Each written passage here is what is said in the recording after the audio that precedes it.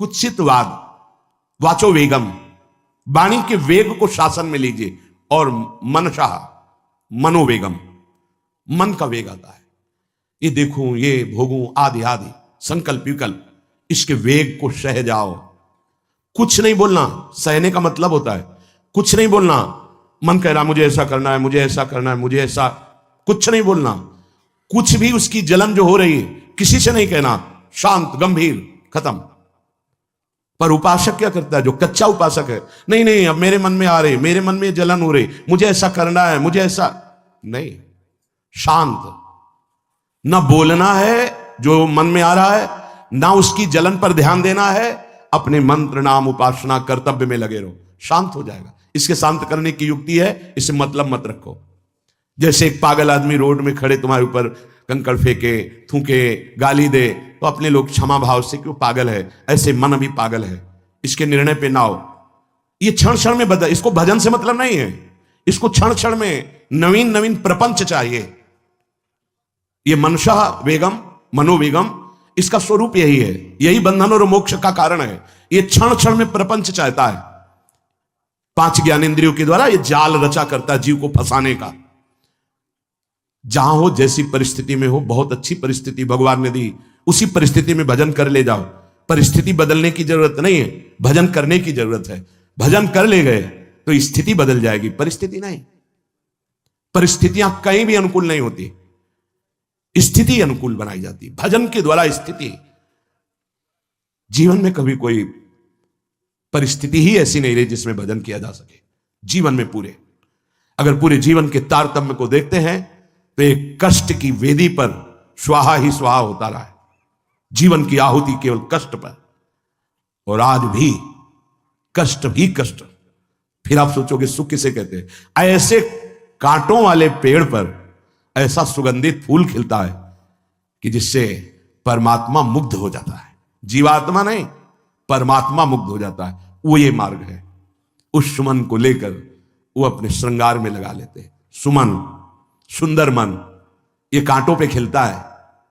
जैसे गुलाब का फूल कांटों पे नहीं खिलता, हाँ ये कांटे हैं। हर द्वंद की पीड़ा को सहता हुआ जब उपासक आगे बढ़ता है तब सुमन खिलता है।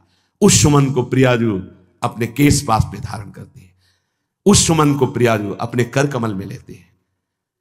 अगर आप सहना नहीं सीखे, मांगे बनी रही हृदय की, ऐसा हो तो भजन हो सकता है, ऐसा हो तो भजन, लिख लो आप। मन बहुत चंचल है, इसको हर समय नवम नवम नवम, जहां जैसी परिस्थिति उसी में भजन करके निकल चलो।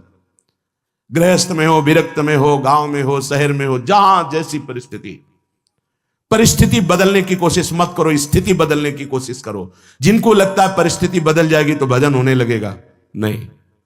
भजन होने लगेगा तो किसी भी परिस्थिति में भजन होने लगेगा, भजन नहीं तो किसी भी परिस्थिति में नहीं होगा, पक्का समझ लीजिए। इसलिए मनोवेगम, ये जो मन का वेग आ रहा है इसको आप सहना सीखो और प्रियाजू पर भरोसा रखो। उनको जैसी परिस्थिति देनी होगी दे देंगी ना, भरोसा रखो। अगर मांग मुख से निकाल दी तो अधूरापन साबित हो जाएगा कि हमको ये खाना पीना, ये हमको पहनना, ये ऐसी परिस्थिति, ये ऐसी छोड़ दो। जोई जोई प्यारो करे सोई मोहि भावे। शांत हो जाओ, मन के वेग को सह जाओ।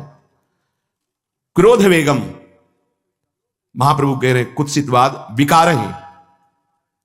समस्त विकारों में प्रधान विकार होता है काम। काम से ही क्रोध का प्रादुर्भाव होता है। क्रोध एक वृत्ति है जो आने जाने वाली, स्थायी कोई नहीं है।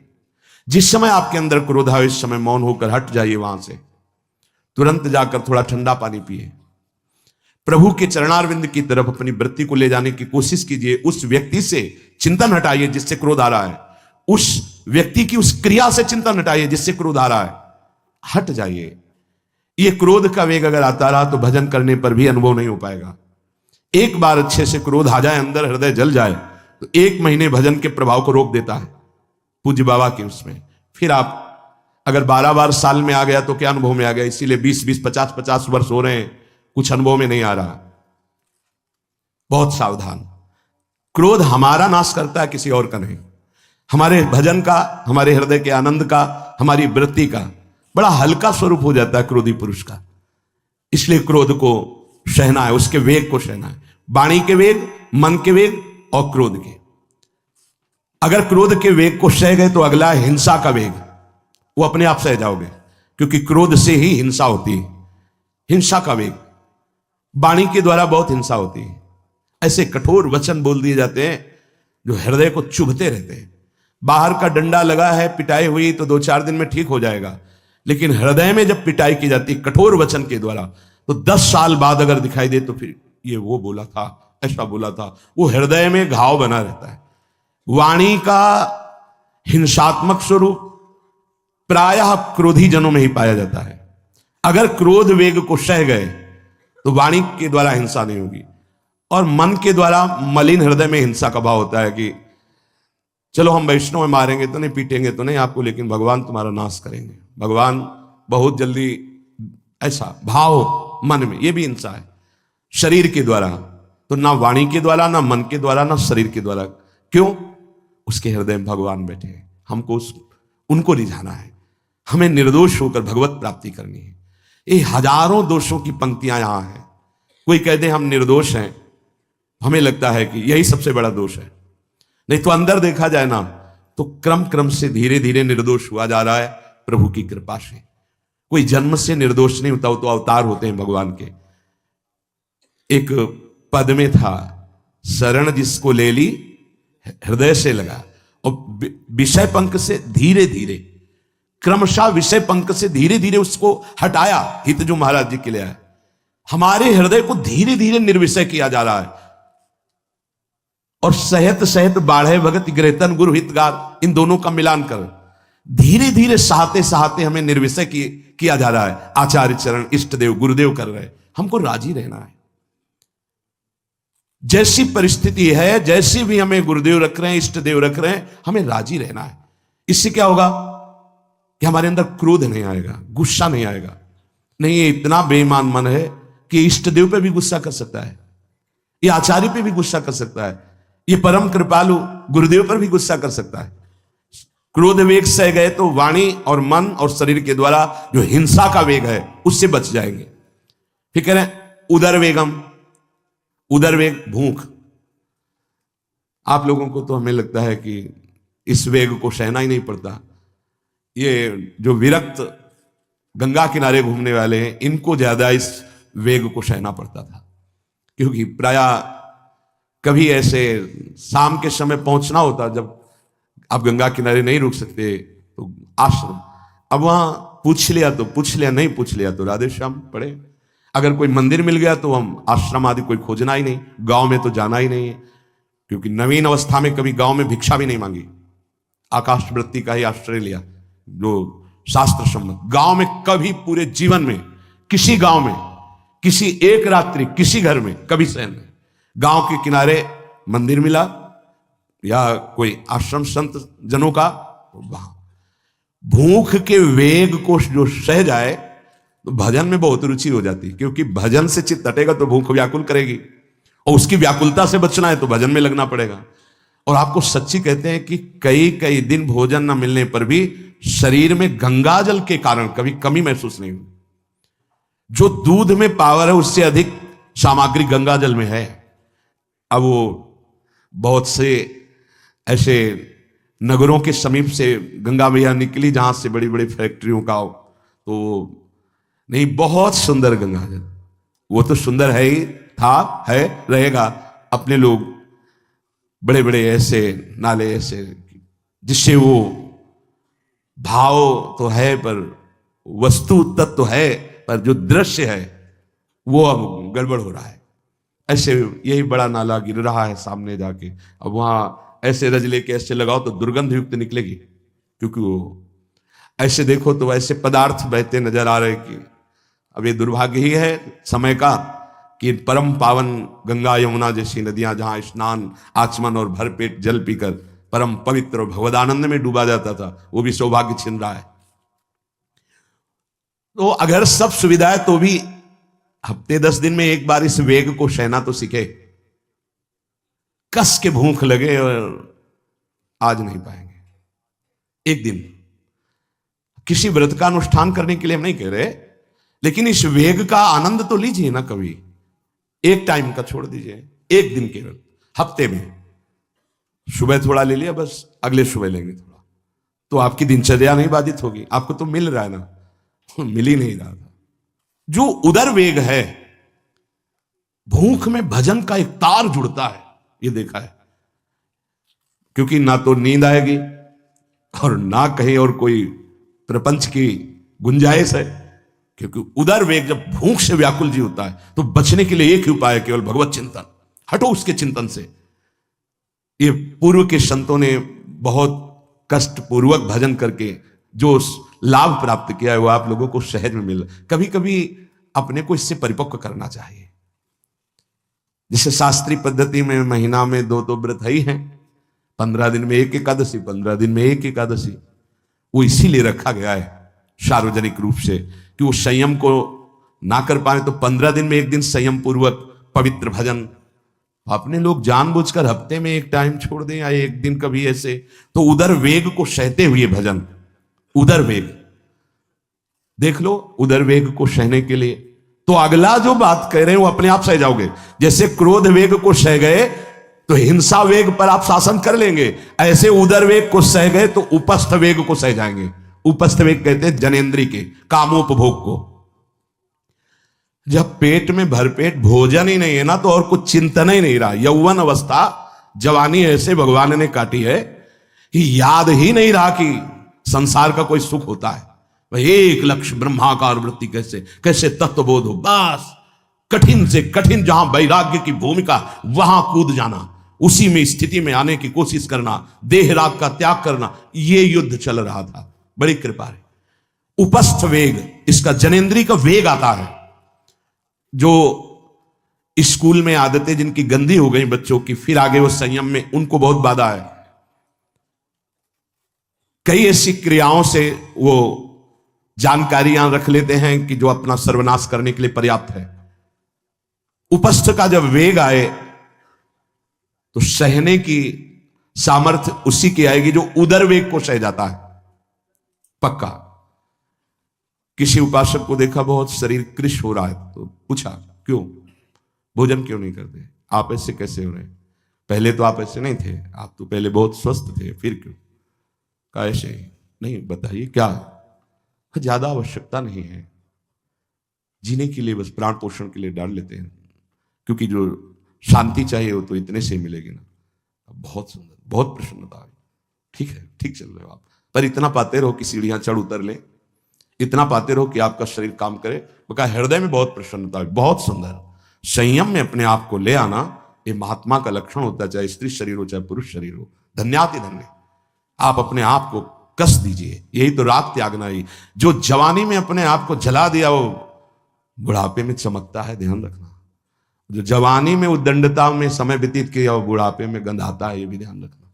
गंधाता, वो अंदर जो दुर्गंध के पौधे थे ना, वो सब दुर्गंध फैलाते हैं। पूज्य श्री पंडित गया प्रसाद जी महाराज जी ने कहा, गृहस्थी में होते हुए भी 40 और 45 के बीच में काम विजयी हो जाना चाहिए, नहीं तो जीवन बिल्कुल बर्बाद हो जाएगा। जो कुछ गृहस्थ धर्म की सेवा है 40-45 के बीच तक हो जाए, मतलब 20 से 25 से ब्याह हुआ आपका, 40-45 तक लड़का बच्चा, इसके बाद अखंड ब्रह्मचर्य धारण कर लो। 40-45 से संयम में हो जाओ तो तुम्हारा जीवन सार्थक हो जाएगा। पूज्य पंडित गया प्रसाद जी महाराज। बहुत जरूरी है उपस्थ जनेंद्री के वेग को सहना, पर हर वेग अपने आप में बहुत कठिन है, पर एक दूसरे से इसका तारतम्य है। यदि उदर वेग रसेंद्री को आप शासन में ले लिए तो जनेंद्री को आप शासन में ले लेंगे, और अगर रसेंद्री को शासन में ले लिया तो जनेंद्री को शासन में ले सके असंभव, पक्का। और जनेंद्री रसेंद्री के सब खिलवाड़ चल रहे तो परमार्थ और भगवत प्रेम प्राप्ति तो सब अभ्यास जिनका भगवदाकार हो गया है, वो विषयान ग्रहणम तो मुंचन हुआ। जब इंद्रियों पर शासन बाबा ने अपने किया तो 24 घंटे में एक कवल पाते थे। एक कवल, आश्चर्य होता है। ऐसे सामने दाल रोटी सान ली गई और एक कवल जितना बाबा सिद्धासन पद्मासन का से। और जब भगवदानंद ब्रह्मानंद में 70 घरों में एक दिन में भिक्षा में जाते थे, एक दिन भिक्षा में। अब वहां गए तो एक कवल तो पाया ना, तो 70 कवल हो गए। विषयान ग्रहणंत मुंचन, तो कोई फर्क नहीं। पर हम क्या होता है कि स्थिति होती नहीं तो सिद्धों की नकल करने लगते नहीं। पहले हम साधक हैं, पहले हमारी इन वेगों पर विजय प्राप्त करने की वृत्ति आनी चाहिए। वाणी का वेग, मन का वेग, क्रोध का वेग, हिंसा का वेग, उदर का वेग और जनेन्द्री का वेग, एतान वेगान सहते यस्तु विद्वान, वही शास्त्रों के रहस्य को जानने वाला परमार्थी है जो इतने वेगों को सह जाए। निंदा चास्य हृदयम नोपहन्यात्, इसके बाद जब उसकी निंदा हो तो उस पर कोई फर्क नहीं पड़ना चाहिए। इसके बाद जो इन सब वेगों को सह गया, अब उसकी निंदा हो रही, कोई निंदा कर रहा है तो उसको आनंद पूर्वक सह जाए। ऐसा क्यों कहा है? इसके बाद अगर दोष है, निंदा हो रही, तब तो संभालना ही, ये गलती हो गई आपसे। जब आप दोष रहित है फिर निंदा हो रही, तो आनंद पूर्वक आपको उसका विरोध नहीं करना, सहना है। क्योंकि ये सहना बिल्कुल भगवत साक्षात्कार के नजदीक ले जाएगा। देखो, अपमान, निंदा, तिरस्कार, असलियत में हम कैसे साधक हैं, इन्हीं के द्वारा परिचय होता है। पूज्य स्वामी श्री अनंग बोधाश्रम स्वामी जी महाराज बड़े महापुरुष थे, जिनको स्वयं करपात्री जी महाराज मूर्तिमान ब्रह्म कह के साष्टांग दंडवत करते, दिगंबर रहते थे, नंग दड़न, केवल गंगा के ही तट पे। वो महीने 2 महीने में और कहीं नहीं जाते थे। एक बड़े वकील साहब थे, वो भिक्षुकों को रोटी दाल से रोज बंटवाते थे, उनकी पंक्ति में लगने जाते थे। महीने 2 महीने में एक बार पंक्ति में लगते थे जाके, नंग धड़ंग अवधूत वेश जटाएं, और जरूर ऐसी चेष्टा करते थे जिससे उनको धक्का मुक्की लगा दी जाए। तो एक दिन गए, लाइन में खड़े हुए, फिर 2 लोगों को क्रॉस करके आगे लाइन में, फिर आगे लाइन, तो जो नौकर डंडा लिए खड़े थे उन्होंने कहा तुम्हें बार बार मना किया, 1-2 डंडे लगे, फिर आगे जाके खड़े, तो धक्का मारा, पीछे किया। और ऐसा ये महीने 2 महीने में वहां सहने जाते थे। अचानक उस दिन वकील निकले, उन्होंने देखा, अरे स्वामी अनंग बोधास, पता है तुम्हें कौन? साष्टांग दंड। उस दिन से जाना बंद कर दिया। फिर एक दिन गए थे प्रभुदत्त ब्रह्मचारी जी के यहाँ, कहां असनी है और कहां जोशी है, गंगा किनारे पूरी रात चल करके पहुंचे। 2 बजे आवाज लगाई, ब्रह्मचारी, स्वामी जी उतरे नीचे, साष्टांग दंड बैठे। उनका स्वामी जी 2 बजे रात, हाँ ऐसे मना है, आगे कुछ खाओगे पियाओगे? स्वामी जी, और वो भी परमहंस ब्रह्मचारी जी, बहुत संयमी महापुरुष प्रभुदत्त ब्रह्मचारी। टीन में कुछ आटा रखा, तो बोले स्वामी जी कहो तो रोटी बना दे। बोले हाँ बनाओ। रोटी और नमक ऐसे पाए, जितना टीन में आटा था सब पागल, जो 2-4 किलो जो भी। तो बोले स्वामी जी आटा तो खत्म हो गया।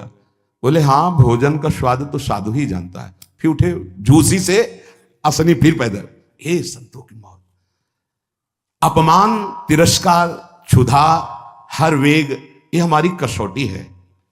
परमार्थ का पथिक चाहे जिस मार्ग का हो। देखो सुदामा जी गृहस्थ मार्ग के कितने उच्च कोटि के, नरसिंह मेहता गृहस्थ मार्ग में कितने उच्च कोटि के।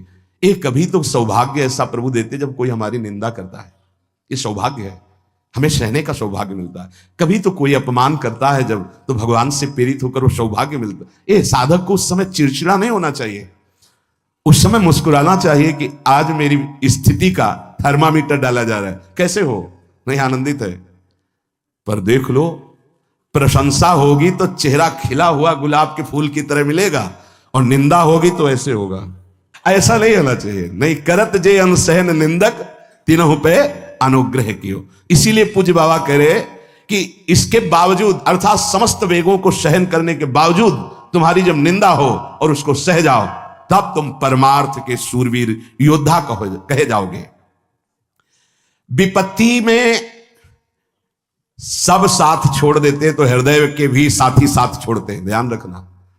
जब विपत्ति आती है तो मन भी साथ देना बंद करने लगता है, विपरीत जाने लगता है, बुद्धि भी विपरीत जाने लगती है। इसलिए जो विपत्ति में अपने धैर्य और साहस को ना खोकर अपने सिद्धांत से चलता है, उसे महात्मा कहते हैं, चाहे वो गृहस्थ हो चाहे विरक्त हो। ध्यान दीजिए, संपत्ति में, अनुकूलता में तो सब सावधान होने की कोशिश करेंगे, बड़ी कृपा है भगवान की। यहां कहने विपत्ति में सब साथ छोड़ते हैं, ये जीवन में देखा है। विपत्ति में ना तो बाहरी कोई साथ देता है और ना मन साथ देता है।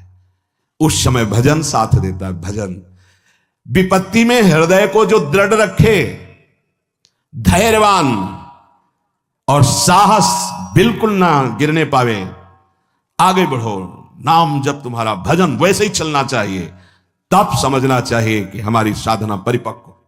विपत्ति में कोई साथी नहीं होता, देखा गया है, कोई साथी नहीं। मन भी धोखा दे देता है, मन भी, अपना मन भी साथी नहीं। उस समय केवल भजन साथी होता है। तभी विपत्ति को कुंती जी ने मांगा, क्योंकि उस समय एक ही साथी होता है, हरि बस।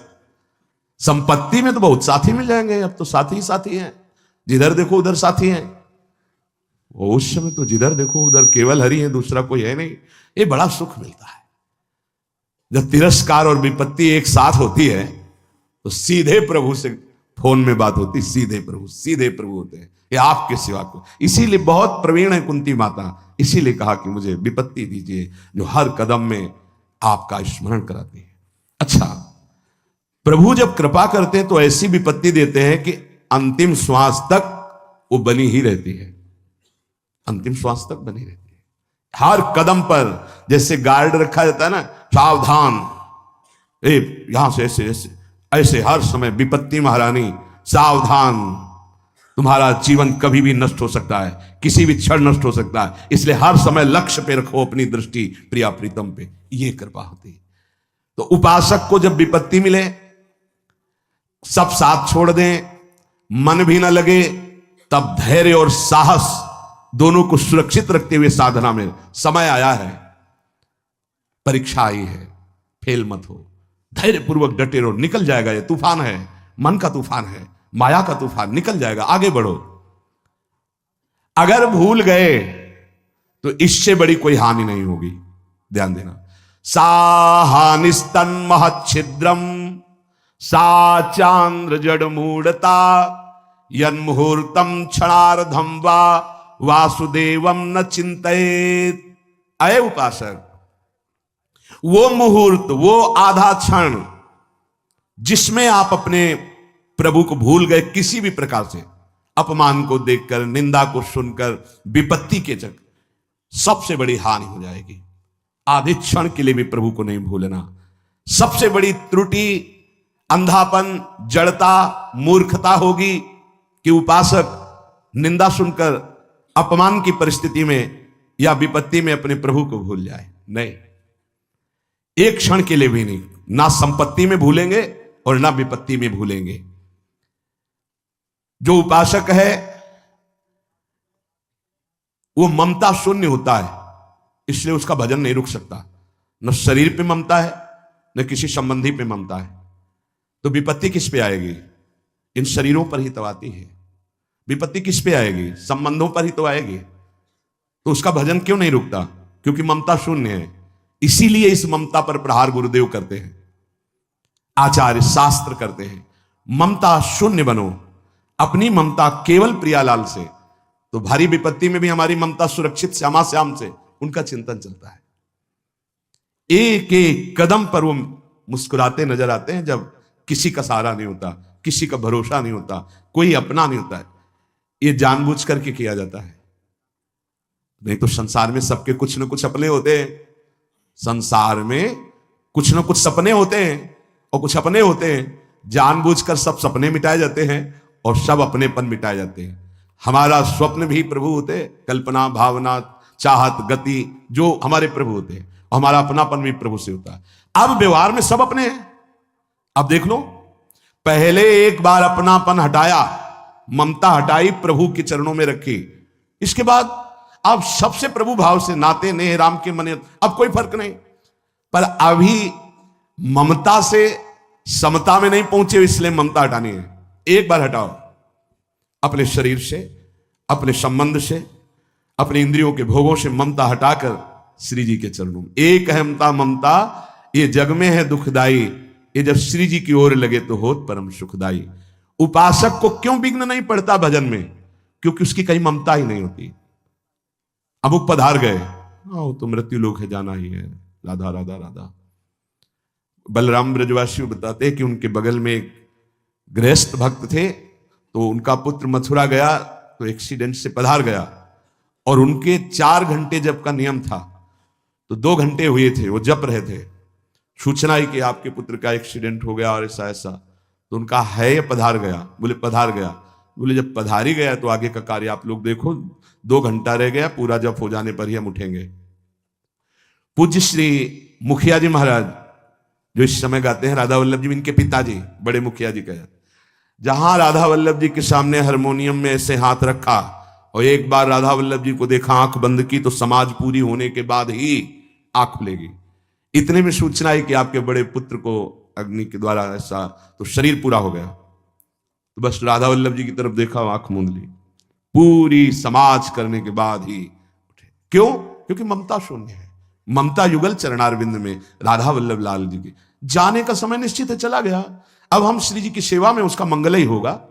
ये आना बड़ा कठिन है, ममता का त्याग होना बड़ा